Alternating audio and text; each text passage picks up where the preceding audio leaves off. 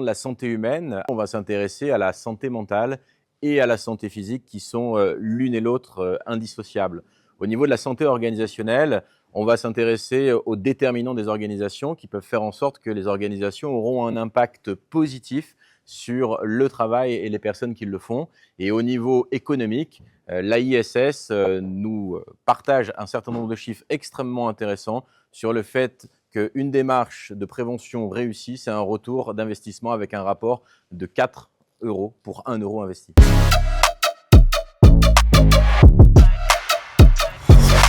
On a dans les chiffres du baromètre équilibre Opinionway 43% en moyenne des salariés qui ont communiqué ressentir du mal-être au cours des 6 premiers mois de l'année.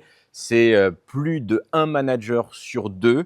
On est loin de l'alerte individuelle, on est dans un fait social majeur. Le sens, il est important. Il favorise l'engagement au travail, la motivation, le bien-être. Et puis le sens, il a aussi un impact positif sur la santé au travail, la santé mentale et la santé physique. Très clairement, les enquêtes récentes montrent que pour près d'un actif sur 2 en France, il y a une dégradation du sens perçu au travail depuis grosso modo 5 à 10 ans et que le sens qui est trouvé au travail s'éloigne du sens espéré. Le workaholic, c'est un trouble qui est complexe, dont le terme est apparu dans les années 70. C'est une association, un néologisme entre le terme work, donc travail, et alcoolisme, qui fait référence donc à la maladie d'alcool.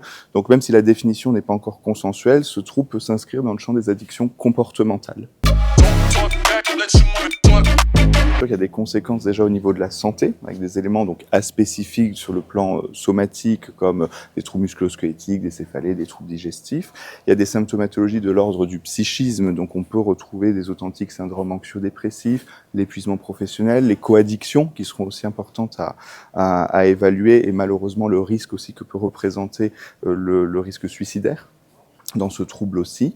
Les conséquences donc ne se limitent pas qu'à la santé individuelle, puisqu'on a des conséquences qui seront aussi au niveau professionnel, avec potentiellement des choses qui s'inscrivent dans le cadre plus largement des risques psychosociaux, comme les conflits interpersonnels par exemple.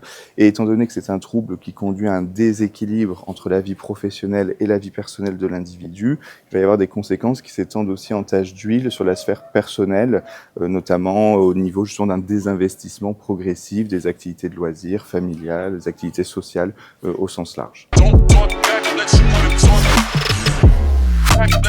Dans les différentes tendances concernant les accompagnements justement de victimes, c'est qu'il va y avoir des demandes quasi systématiques qui sont réalisées sur le terrain du contentieux exécution du contrat ou rupture du contrat de travail, sur le terrain de l'obligation de sécurité, manquement à l'obligation de sécurité, en incluant une question relative au RPS, notamment à des questions relatives au harcèlement. Et ensuite, on va avoir effectivement, dans les tendances concernant la faute inexcusable de l'employeur et les demandes de reconnaissance, une augmentation significative du lien avec un des risques qui composent les risques psychosociaux. Et donc, on a une évolution aujourd'hui du contentieux qui est sensible de la part justement des acteurs de terrain qui remontent donc ce sentiment-là et cette évolution justement du contentieux.